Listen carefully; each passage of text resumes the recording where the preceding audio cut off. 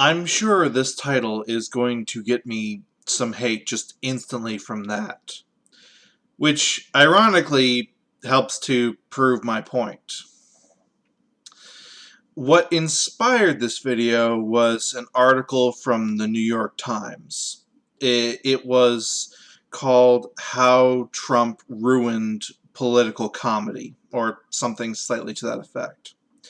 Now, I'm not going to link to that because it was just a terrible article and I don't want the New York Times getting any attention for it.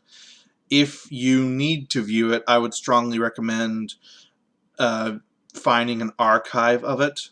The long and short of the article was that effectively Trump has made it impossible for there to be satire anymore because he has just destroyed the art of making fun of him and all that kind of stuff, which is absolutely insane. No, it's not that Trump has ruined that or that Trump has made it impossible to make fun of him. It's that, particularly with the left, their jokes revolve around Nazi, and that's it.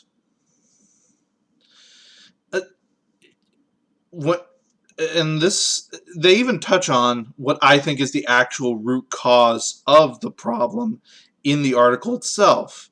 They mention that the audience for Daily Show or Full Frontal with Samantha Bee or Last Week Tonight with John Oliver, those kind of shows. They particularly focus on those kind of shows. The audiences for those shows have basically become so just completely unhinged that any form of dissension or deviation from the narrative, including sarcasm, is seen as an attack on them, and then they must go and just destroy that which has offended their sensibilities. In the article, they hand-wave this away, but that's exactly the problem. These shows, and particularly leftist comics in general, which is the majority of them, the entertainment industry is very left-leaning. You can't tell me otherwise. They tend to pander to the people that are the loudest, and these people are the loudest. These just insane idiots who view anything that doesn't reinforce their worldview as an assault on them. Why the fuck would you ever want that as your audience? You are asking to be destroyed. This has been a rather slow degradation that I've noticed over the years, but particularly when Trump did take office, they just went full just down the path of insanity, because that's when these people became the loudest. That's when these people became the most vitriolic. That's when these shows, these comedians, whoever, thought this was the audience they needed to stick to. And unfortunately now, if they try and branch out, they're stuck because they have the stigma of being just these far left political comics rather than just being a political comic in general. Because I don't think that political comedy is dead or ruined or however you want to say it. Because the right is actually taking up that mantle right now. It's very weird. I remember during the Bush administration, the right couldn't find a fucking funny bone if you shattered it. And yet, now they have some of the best political commentary that exists. One site in particular, the Babylon Bee, has made the best Trump jokes I've ever seen. And they do that on a nearly weekly basis. And I'm not talking praise God Emperor style jokes. I'm talking the Trump bash jokes you would expect. Because the typical left punchline, let me give that to you. The typical left punchline for a Trump joke is Nazi, fascist, dictator. There you go. I just gave you every sort of punchline you could want from their jokes. Whereas the Babylon Bee will find new and creative ways to bash Trump, which is what I'm wanting, which is what a lot of people wanting. We aren't wanting to hear the same thing over and over and over again, and yet people are listening to me for reasons that escape me. They want new, they want interesting, they want funny, they want creative. You say the same thing over and over again, you're not being a comic, you are then being a preacher.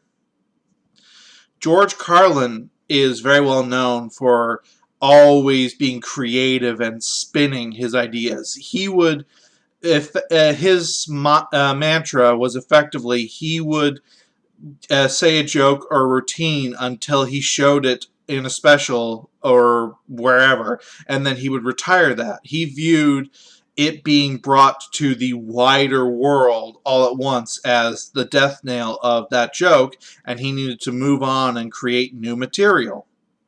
And that's a very good idea to have, because as we've seen with these shows, you say the same damn thing over and over again. It becomes tiring really quickly. The your normal audience that's there watching just for laughs is just fucking done and walks away, and all you're left with is the sycophants you are trying to appease, which creates this negative feedback loop that we're seeing right now. I remember Trevor Noah, before he was on The Daily Show, was a very different comic than he is right now. He was not afraid to get extremely dirty and extremely political with both sides in his comedy, and yet look at him now.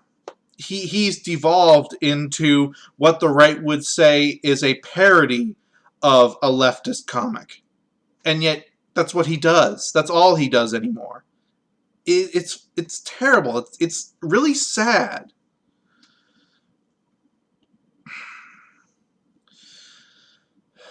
I feel somewhat bad for these comics because they're effectively stuck.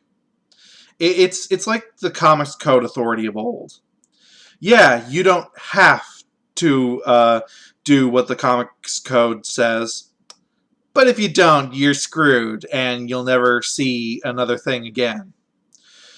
The Comics Code, up until about the late 70s, early 80s, was a purely volunteer thing, but your comics would never see any sales if they didn't have the sticker on them. That's what a lot of these left-leaning comics are in right now. They don't have to keep appealing to the left, but if they don't, they are screwed. They are done. And that's a damn shame. I'm of the mindset that nothing is sacred, particularly in political comedy. That is the form of comedy that just you should go about and bash everything. Again, another George Carlin staple.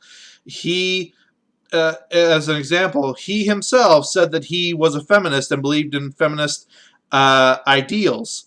But he hated fucking feminists and was very quick to let you know that.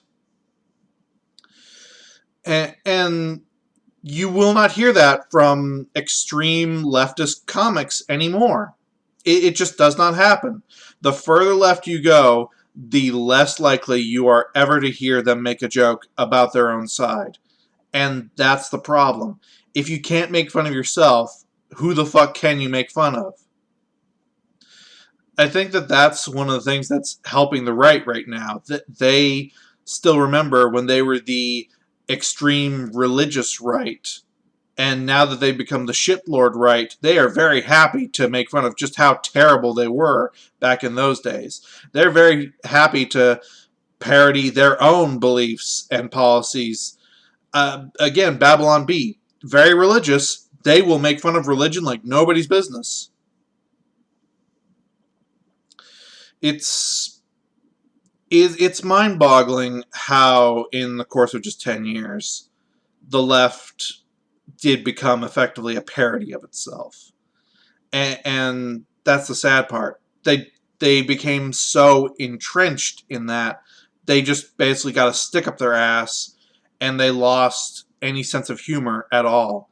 To the point where they are fact-checking the right if they make jokes about them. Babylon Bee sees this all the fucking time.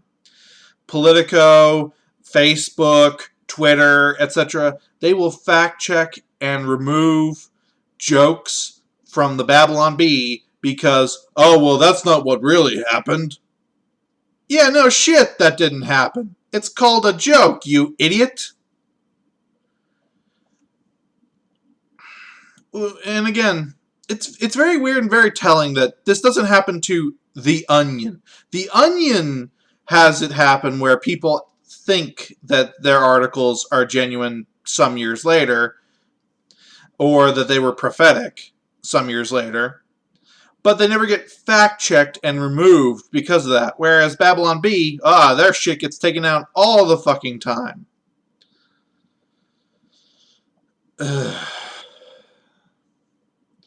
I want to go back to a day when comics weren't afraid to actually tell jokes.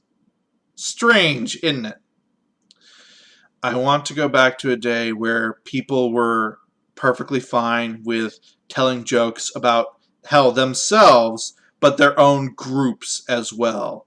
We've become so tribalistic that anything that's made fun of that you identify with or as is seen as an assault upon yourself. And that's not healthy. That is in no way healthy. Comedy is supposed to be the great unifier, and people are using it to divide even further. That's not what it's supposed to be. And I really hope, I know it's not going to happen, but I really hope that once this election is done, the left realizes that this has been one of their big issues, that they have just gotten these giant sticks up their ass, that they have become so insufferable that they will then go back to accepting comedy in all forms rather than just comedy that aligns with their worldview. I'd like to believe that, but at the rate we're going, it's not going to happen for a long while. And woo, I can't wait to see this devolve even more. That's going to be fun. This has been Math Machine praying for a funny joke on Comedy Central and not getting it for years because, well, Comedy Central. How do they still have South Park? That's what puzzles me. Peace out.